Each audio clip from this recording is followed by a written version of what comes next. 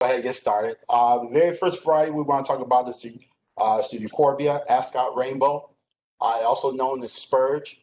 This is a variety. This is zone 5 to zone 9. It will get 20 inches in height to 20 inches in width. This one has a multicolored flower.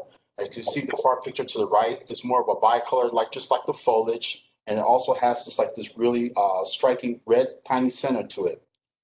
This variety is canned in a 19 centimeter. It prefers to be in well-drained soil. For other notes for this variety, it is highly heat and drought tolerant. So it's one of those things you can handle being on the drought side for a little bit. And also this variety, it blooms in the late spring. This does best when it's planted in the direct sun. It looks fantastic in the garden from spring to fall, and its variety is also considered to be deer and rabbit resistant. Now, this is a picture of what the plant looks like on the far left of what we have in the greenhouse right now. Jeff will put a light trim on this variety again to help the get. I think it's really canful right now, but he will still put a light trim on this variety again, so it'll have more of a bigger, rounder, mounded form on it for the spring. Next variety, please. Okay, this is the Corydalis canary feather, also known as fumewort. It's zone 6 to zone 9. It will get 9 inches in height to 12 inches, 9 to 12 inches in height. Also wise, it will get 9 to 12 inches in width. It is a yellow, blue, green light foliage. It will get up to, we can this basically in a 19 centimeter. It prefers to be in moist but well-drained soil, and it does best with in the part shade to shade. So this is a variety that's not well like to be planted in direct sun. You want to keep this area in a more shady area.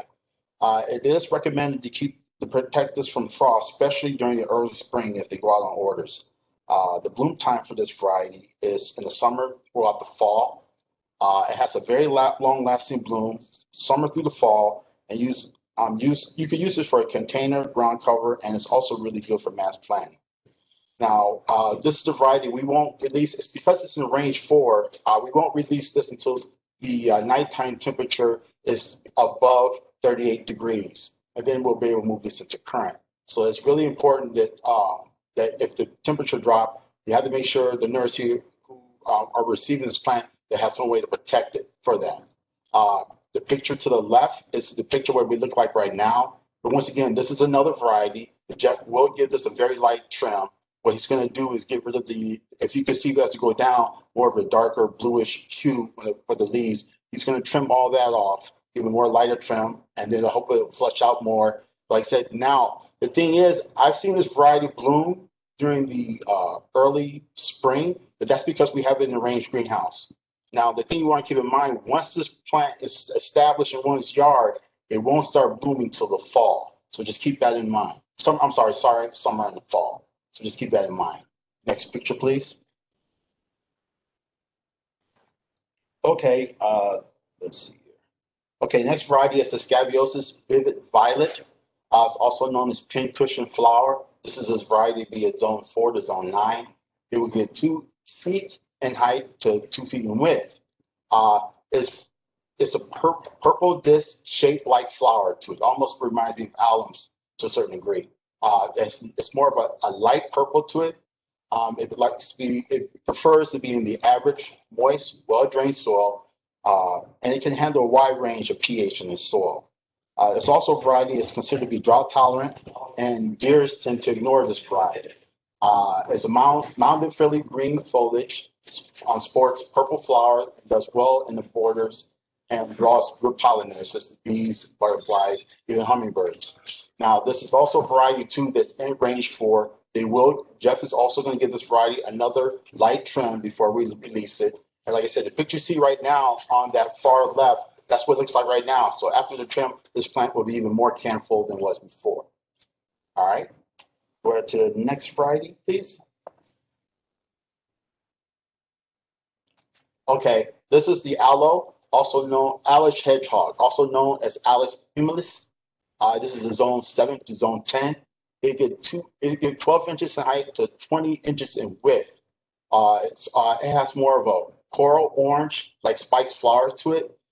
This variety is canned in 19 centimeter. A great thing about this is for those who are more naturalists, really like growing their own medicine and everything, aloe is one of the main ingredients used for hand sanitizers. So as you can see, last year we sold through this, and like I said, just keep that in mind. First come, first serve for this because we do sell out this very, very quickly. Um, it likes to be in well-drained soil. It's considered drought tolerant because it's part of almost like the cactus family. It does well. It does best when you plant this variety in the direct sun. Uh, one of the varieties is low maintenance. Plant it, you almost walk away from it. Bloom time for this variety is in March through April. And as you can see in the picture to the right, it's starting to have some spike coming up right on this variety right now. We won't see flowers till maybe March, but they're starting getting some buds and flowers on it. Good for rock gardens, very low maintenance, often recurve and causes them to form a compact spike ball, hence the name hedgehog. As you see the picture to the right, it's growing up straight and everything. It looks fine. But if you see the picture just to the, I'm sorry, to the far right, you can see it wants to curl. If your customers get these, let them know there's nothing wrong with that. This is actually the natural form of this variety. So just keep that in mind. Okay, next variety, please.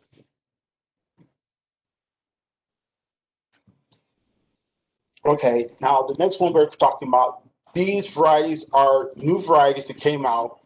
They're American Beauties, and they're in the 3-gallon pots. So the next variety, 4 varieties are new what we got for this year. The first one is called Cephalanthus Blood Moon. It is zone 3 to zone 8. It would get 2 to 3 feet in height, as to 3 to 4 feet. It should be feet in width. I'm sorry. This also, as you can see, it'll be in our new American Beauty pots, as you can see right down there. It grows very well in the sun, as in partial shades. It is a rich red fruit. It has an improvement which appears in the fall. The fruit is attractive to native birds, and the flower nectar is great for pollinators. Now, as you can see over there, the fruit is that little red spike-like ball, hence the name Blood Moon. It's very striking. And also the leaves are more, it would turn this amber as it go through the course of the season. As you can see, the one we have on to the right, left, it's losing its leaf because you see it still has that amber color to it. So that's something right there. You can get your beautiful spike balls and also great color when it comes to the foliage. Next picture, please.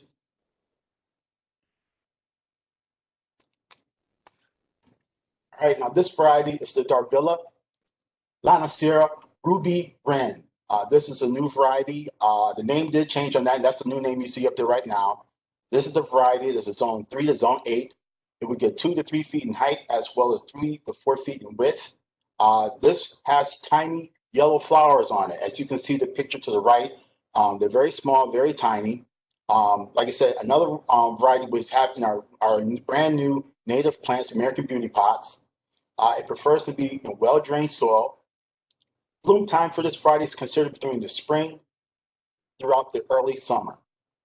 It's a tough and tolerant, has a species that has all the attributes, including the ability to form well in dry areas and the sun in partial shade.